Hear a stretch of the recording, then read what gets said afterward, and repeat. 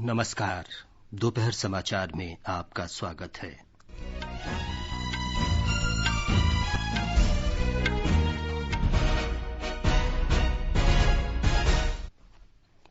कोविड-19 महामारी के कारण विदेशों में फंसे भारतीयों को विमान और समुद्री मार्ग से स्वदेश लाने का वंदे भारत मिशन आज चौथे दिन भी जारी। आईएनएस जलाश्व मौले से 698 भारतीयों को लेकर कोच्चि पहुंचा।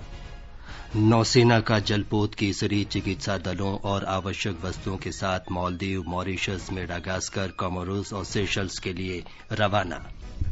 स्वास्थ्य मंत्रालय कोरोना के अधिक संक्रमण वाले 10 राज्यों में केंद्रीय दल भेजेगा। भारतीय आयुर्विज्ञान अनुसंधान परिषद ने कहा, देश में अब तक कोविड-19 के कुल 16,09,037 नमूनों की जांच की गई। मरीजों के स्वस्थ होने की दर लगभग 30%। और राष्ट्रीय आपदा प्रबंधन प्राधिकरण ने पूर्णबंदी के बाद विनिर्माण उद्योग फिर शुरू करने के दिशा निर्देश जारी किए। दोपहर समाचार में अपनी सहयोगी पुष्पलता शर्मा के साथ मैं विमलेंदु पांडे। कोरोना वायरस महामारी के कारण कई देशों में फंसे भारतीय नागरिकों को वापस लाने का सिलसिला आज चौथे दिन भी पूरे जोर शोर से जारी है।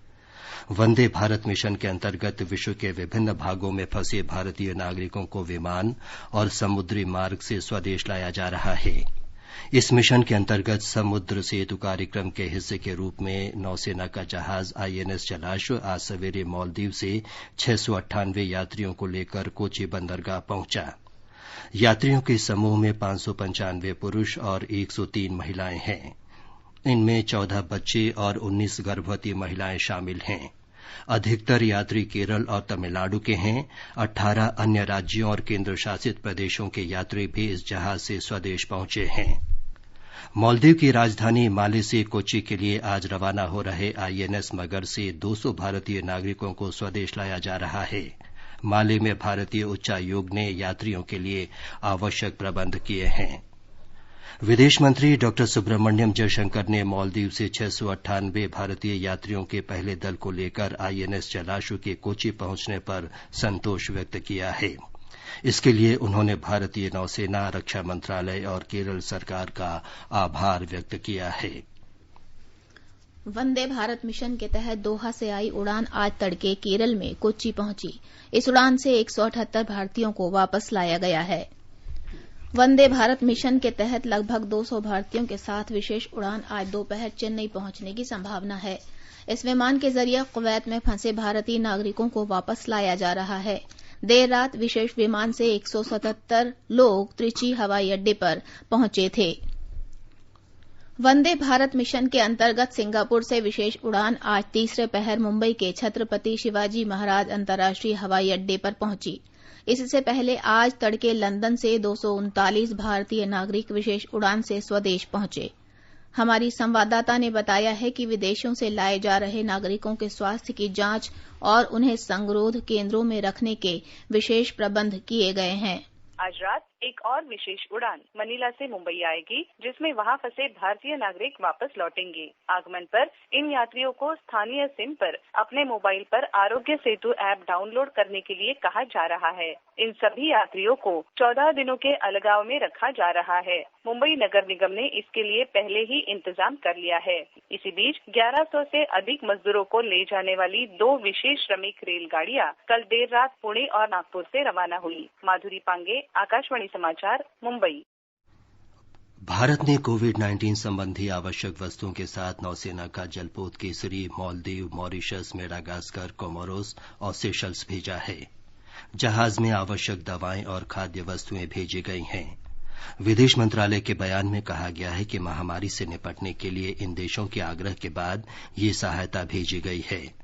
मॉरिशस और कोमोरोस में चिकित्सा सहायता दल भी तैनात किए जाएंगे। ये दल कोविड-19 से उत्पन्न आपात स्थिति और डेंगू बुखार से निपटने में सहायता करेंगे। मेडागास्कर और कोमोरोस भेजी गई खेप में हाइड्रोक्सीक्लोरोक्वीन की गोलियां भी हैं। मॉरिशस के लिए आयुर्वेदिक दवाएं भी भेजी गई हैं।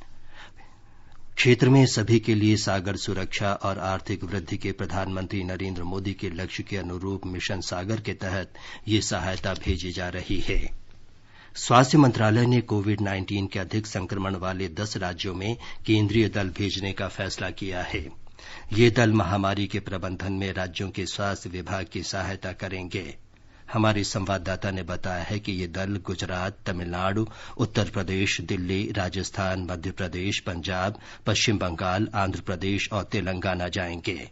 इन केंद्रीय दलों में स्वास्थ्य मंत्रालय के वरिष्ठ अधिकारी, संयुक्त सचिव स्तर के नोडल अधिकारी और स्वास्थ्य विशेषज्ञों को शामिल किया गया है। यह दल राज्यों के स्वास्थ्य विभाग को कोरोना से प्रभावित क्षेत्रों में उठाए जाने वाले कदमों के क्रियान्वयन में मदद करेगा। यह केंद्रीय दल पूर्व में बने ऐसे 20 टीमों के अलावा है जिन्हें कोरोना से अत्यधिक प्रभावित जिलों में भेजा गया था। पिछले दिनों एक उच्च स्तरीय दल की तैनाती मुंबई में कोरोना से जुड़े मामलों में महाराष्ट्र सरकार की मदद के लिए भी की गई है। दिवाकर, आकाशवाणी समाचार, दिल्ली। भारतीय आयुर्विज्ञान अनुसंधान परिषद ने बताया है कि देश में अब तक विभिन्न सरकारी और निजी प्रयोगशालाओं में कोविड-19 के कुल 16,09,037 नमूनों की जांच की जा चुकी है। कल 85,824 परीक्षण किए गए। इस बीच अनुसंधान परिषद सरकारी और निजी प्रयोगशालाओं को अनुमति देकर परीक्षण सुविधाओं में निरंतर बढ़ोतरी कर रही है। अब तक 343 सरकारी और 129 प्राइवेट प्रयोगशाला समूहों को कोविड-19 परीक्षण की अनुमति दी गई है। कोविड रोगियों के ठीक होने की दर दिन प्रतिदिन बढ़ती जा रही है। मरीजों के स्वस्थ होने की दर लगभग 30% हो गई है। एक रिपोर्ट। स्वास्थ्य और परिवार कल्याण मंत्रालय के आंकड़ों से पता चलता है कि अंडमान और निकोबार द्वीप समूह, अरुणाचल प्रदेश, गोवा, मणिपुर और मिजोरम में ठीक होने की दर 100% पहुंच चुकी है। केरल, जो शुरुआती दौर में देश में कोरोना वायरस के प्रकोप से सर्वाधिक ग्रसित राज्यों में शामिल था, वहां ठीक होने की दर 96% पहुंच चुकी है। देश में 24 राज्य और केंद्र शासित प्रदेश ऐसे हैं जहां ठीक होने की दर 30.75% की राष्ट्रीय दर से अधिक है। भूपेन्द्र सिंह, आकाशवाणी समाचार, दिल्ली। देश में कोविड संक्रमित व्यक्तियों की संख्या बढ़कर 62,939 हो गई है। 2,109 व्यक्तियों की इस महामारी से मौत हुई है। स्वास्थ्य मंत्रालय के अनुसार 41,472 कोरोना रोगियों का उपचार चल रहा है। पिछले एक दिन में संक्रमण के 3,277 नए मरीज सामने आए और 127 लोगों की मृत्यु हुई।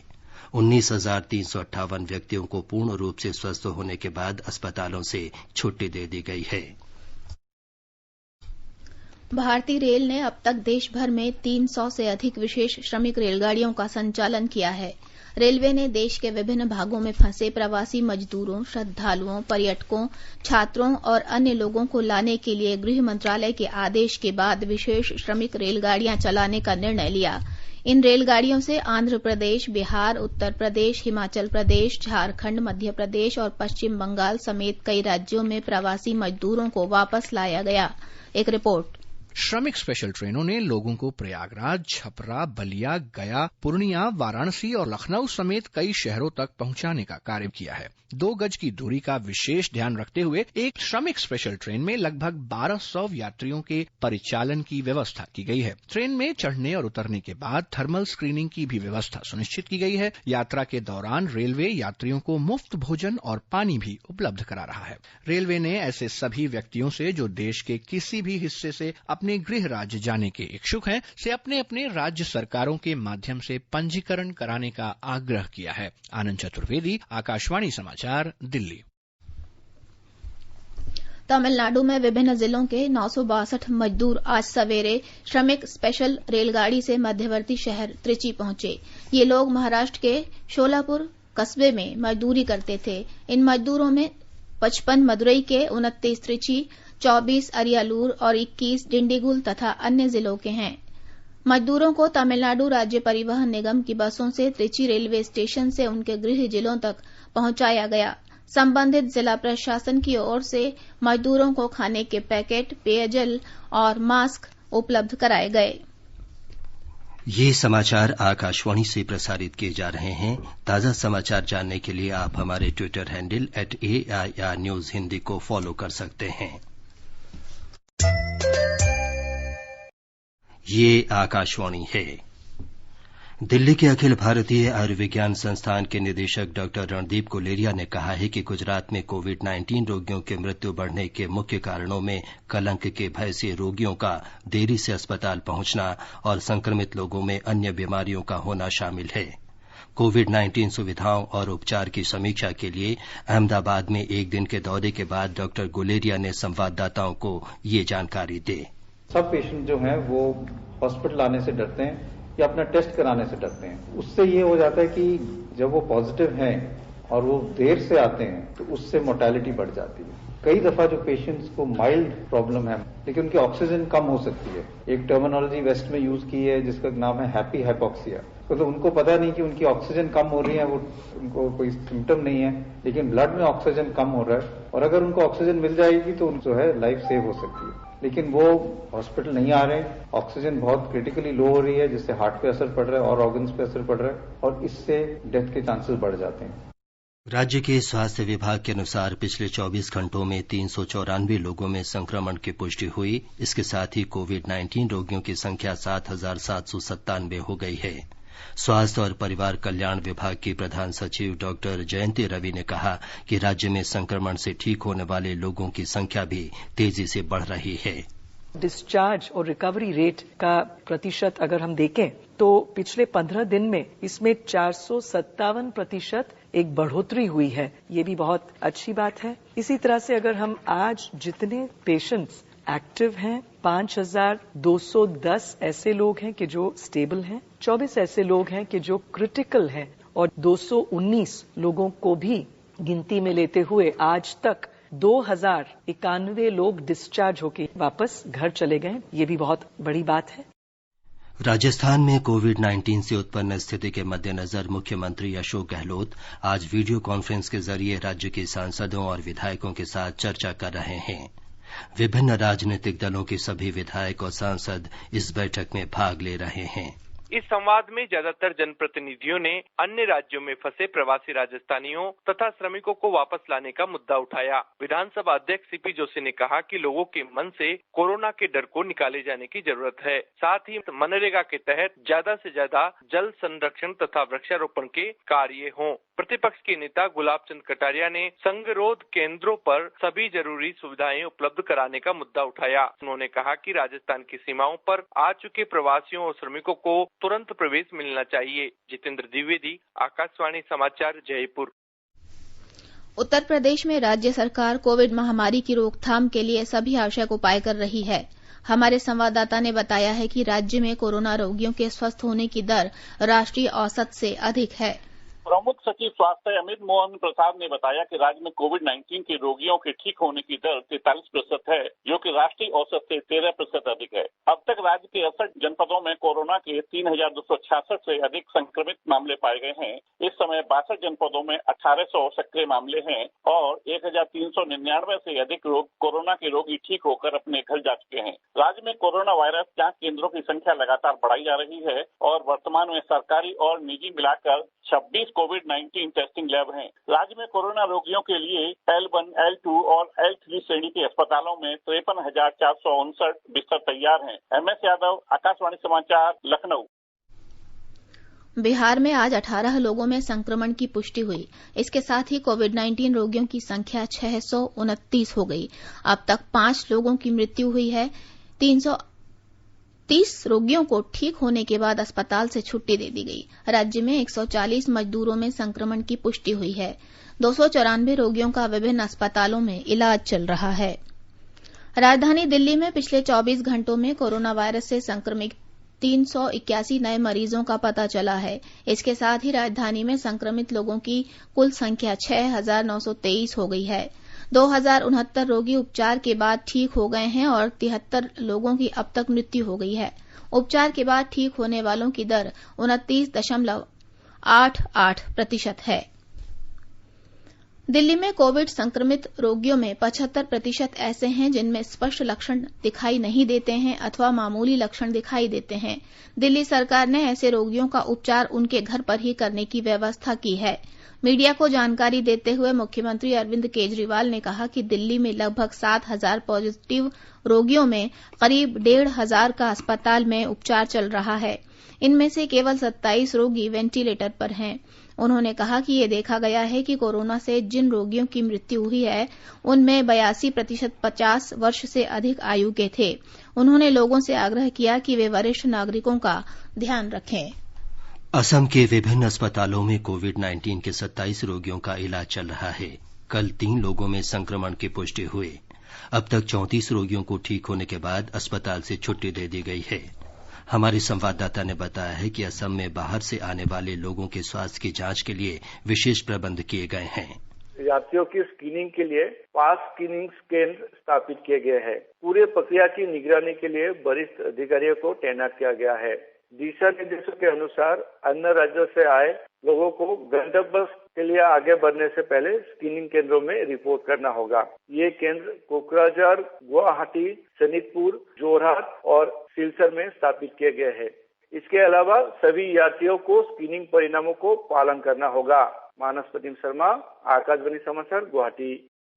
पूर्वोत्तर क्षेत्र विकास मंत्री डॉक्टर जितेंद्र सिंह ने स्पष्ट किया है कि पूर्णबंदी को देखते हुए दिल्ली विश्वविद्यालय में पूर्वोत्तर क्षेत्र के विद्यार्थियों को छात्रावास खाली कराने की आवश्यकता नहीं है। एक ट्वीट संदेश में उन्होंने कहा कि कुछ विद्यार्थियों को छात्रावास छोड़ने के नोटिस से उत्पन्न मामले का समाधान कर लिया गया है। डॉक्टर सिंह ने कहा कि उन्होंने इस मुद्दे पर कुलपति से बात की और विद्यार्थियों को छात्रावास खाली करने की आवश्यकता नहीं है। अरुणाचल प्रदेश सरकार ने पुलिस महानिरीक्षक स्तर के अधिकारी के नेतृत्व में 6 सदस्यों का एक दल गठित किया है जो कोरोना संक्रमित लोगों के संपर्कों का पता लगाएगा। संक्रमण के फैलाव को रोकने के लिए ये कदम उठाया गया है। मुख्यमंत्री पेमा खांडू ने एक ट्वीट संदेश में बताया कि ये पुलिस दल उपायुक्तों, पुलिस अधीक्षकों और स्वास्थ्य विभाग की जिला निगरानी टीमों के साथ तालमेल से काम करेगा। आगे बढ़ने से पहले मुख्य समाचारों पर एक नजर। कोविड-19 महामारी के कारण विदेश में फंसे भारतीयों को विमान और समुद्री मार्ग से स्वदेश लाने का वंदे भारत मिशन आज चौथे दिन भी जारी। आईएनएस जलाश्व माले से 698 भारतीयों को लेकर कोच्चि पहुंचा। नौसेना का जलपोत केसरी चिकित्सा दलों और आवश्यक वस्तुओं के साथ मालदीव, मॉरिशस, मेडागास्कर, कोमोरोस और सेशल्स के लिए रवाना। स्वास्थ्य मंत्रालय कोरोना के अधिक संक्रमण वाले 10 राज्यों में केंद्रीय दल भेजेगा। भारतीय आयुर्विज्ञान अनुसंधान परिषद ने कहा देश में अब तक कोविड-19 के कुल 16,09,037 नमूनों की जांच की गई। मरीजों के स्वस्थ होने की दर लगभग 30%। और राष्ट्रीय आपदा प्रबंधन प्राधिकरण ने पूर्णबंदी के बाद विनिर्माण उद्योग फिर शुरू करने के दिशा निर्देश जारी किए।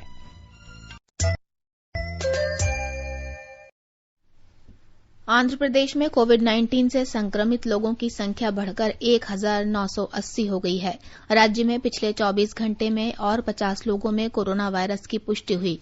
राज्य के स्वास्थ्य बुलेटिन में बताया गया है कि पिछले 24 घंटे में उपचार के बाद ठीक हुए 925 रोगियों को विभिन्न अस्पतालों से छुट्टी दी गई। इस समय 1,010 रोगियों का राज्य भर में उपचार चल रहा है। राज्य में कोरोना वायरस के सर्वाधिक 566 रोगी करनूल जिले में हैं। अब तक आंध्र प्रदेश में कोविड-19 महामारी से 45 लोग जान गंवा चुके हैं। केंद्र शासित प्रदेश पुदुचेरी के कराईकल क्षेत्र में एक व्यक्ति में कोविड-19 की पुष्टि हुई है। पुदुचेरी के स्वास्थ्य मंत्री मल्लादी कृष्ण राव ने आज संवाददाताओं को बताया कि कराईकल में संक्रमण का यह पहला मामला है। इस व्यक्ति को कराईकल सरकारी अस्पताल में भर्ती कराया गया है। केंद्र शासित प्रदेश में इस समय केवल 3 लोग संक्रमित हैं। राष्ट्रीय आपदा प्रबंधन प्राधिकरण ने पूर्णबंदी के बाद निर्माण उद्योग फिर शुरू करने के दिशा निर्देश जारी किए हैं। प्राधिकरण ने कहा है कि राज्य सरकारें सुनिश्चित करेंगे कि दुर्घटना की आशंका वाली औद्योगिक इकाइयों में आपदा प्रबंधन योजना अद्यतन हो और इसे लागू करने की समुचित तैयारी हो। प्राधिकरण ने परामर्श दिया है कि जिले के संबंधित अधिकारी ये सुनिश्चित करेंगे कि इन औद्योगिक इकाइयों में स्थल आपदा प्रबंधन योजनाएं तैयार हों और इनमें कोविड-19 लॉकडाउन के बाद उद्योगों को सुरक्षित रूप से आरंभ किए जाने की मानक संचालन प्रक्रिया का पालन किया जाए। किसी जोखिम की आशंका कम से कम करने के लिए विशिष्ट उपकरणों पर काम करने वाले कर्मचारियों को पूरी जानकारी देने का परामर्श दिया गया है। काम फिर शुरू होने पर सभी उपकरणों के निरीक्षण की सलाह दी गई है। श्रमिकों की सुरक्षा के लिए राष्ट्रीय आपदा प्रबंधन प्राधिकरण ने फैक्ट्री परिसर को हर समय संक्रमण मुक्त करने का परामर्श दिया है। प्राधिकरण ने कहा है कि सभी कर्मियों की तापमान जांच दिन में 2 बार की जाए और संदिग्ध लक्षण वाले कामगारों को काम पर न बुलाया जाए। परामर्श में स्पष्ट किया गया है कि प्रबंधन और प्रशासनिक कर्मचारियों के 33% को ही काम पर लगाने के गृह मंत्रालय के निर्देशों का पालन किया जाए।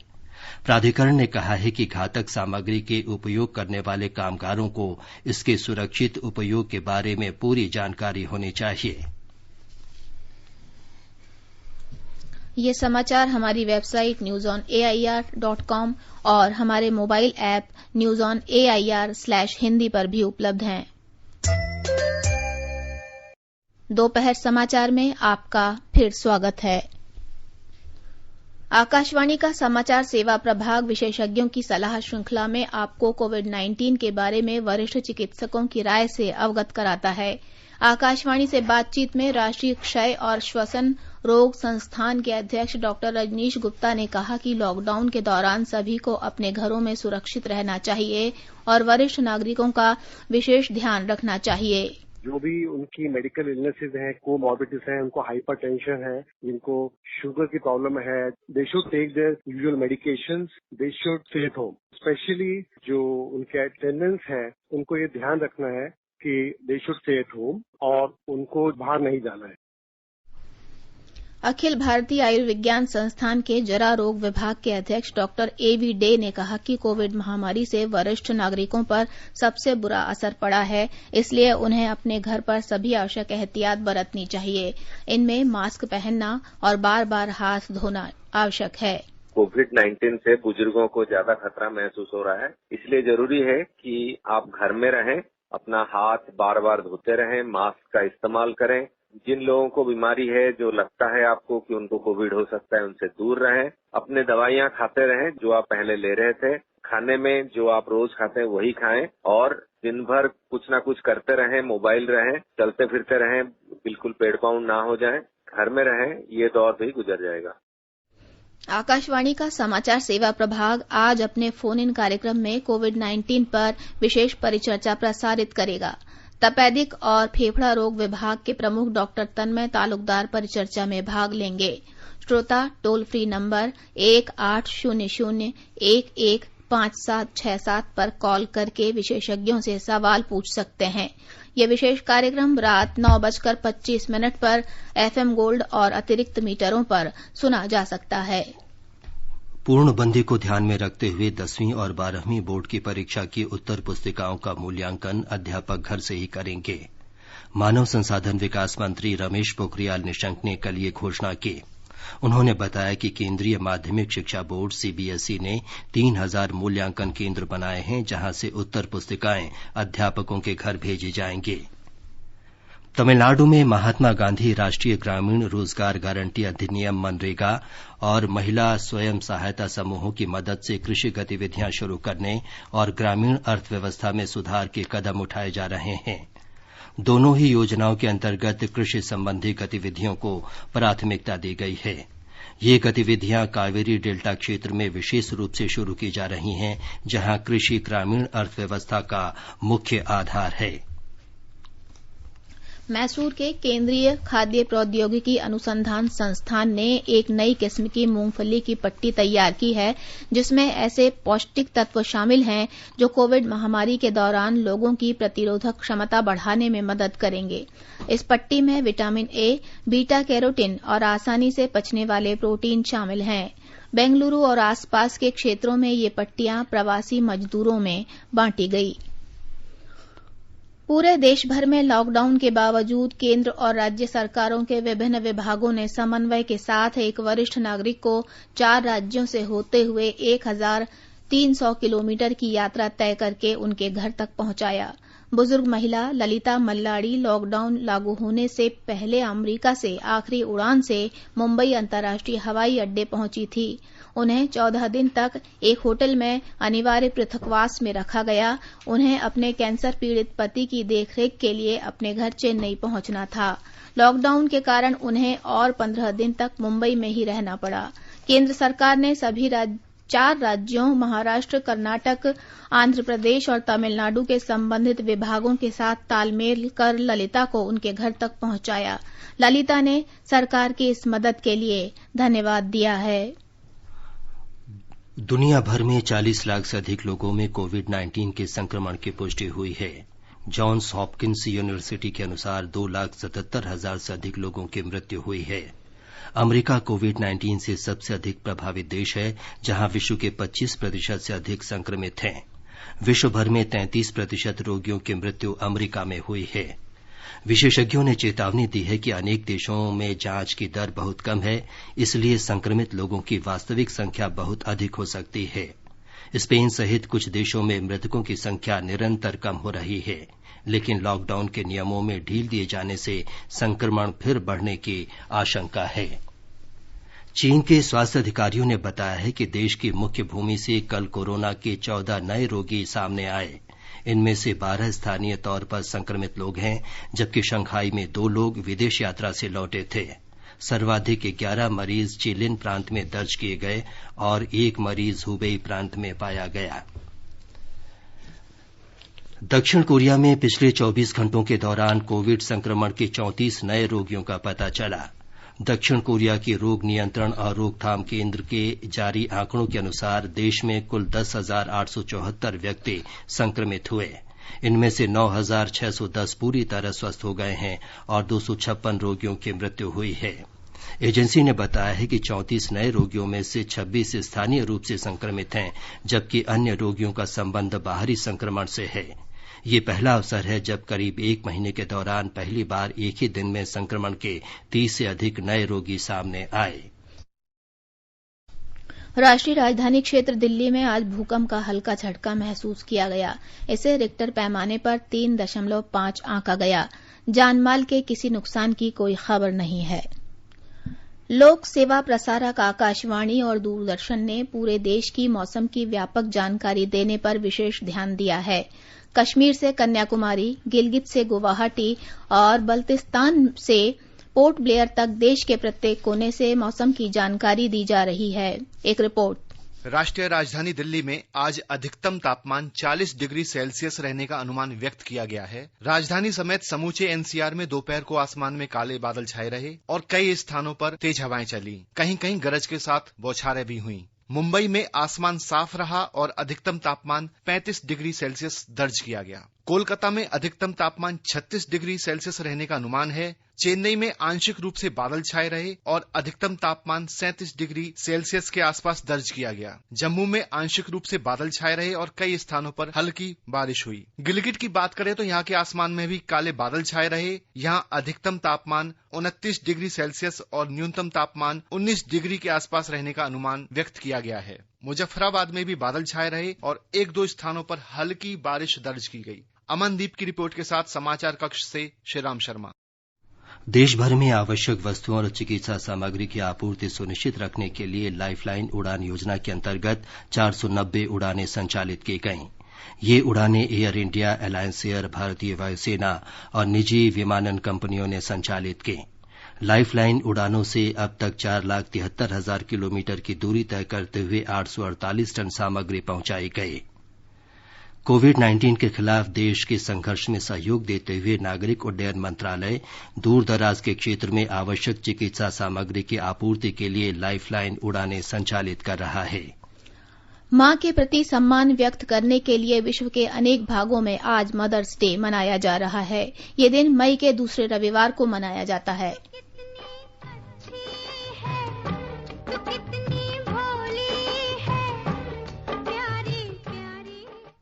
अंत में मुख्य समाचार एक बार फिर। कोविड-19 महामारी के कारण विदेश में फंसे भारतीयों को विमान और समुद्री मार्ग से स्वदेश लाने का वंदे भारत मिशन आज चौथे दिन भी जारी। आईएनएस जलाश्व माले से 698 भारतीयों को लेकर कोच्चि पहुंचा। नौसेना का जलपोत केसरी चिकित्सा दलों और आवश्यक वस्तुओं के साथ मालदीव, मॉरिशस, मेडागास्कर, कोमोरोस और सेशल्स के लिए रवाना।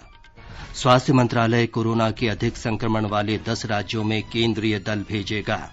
और भारतीय आयुर्विज्ञान अनुसंधान परिषद ने कहा देश में अब तक कोविड-19 के कुल 16,09,037 नमूनों की जांच की गई, मरीजों के स्वस्थ होने की दर लगभग 30%। इसके साथ ही दोपहर समाचार का ये अंक समाप्त हुआ। नमस्कार।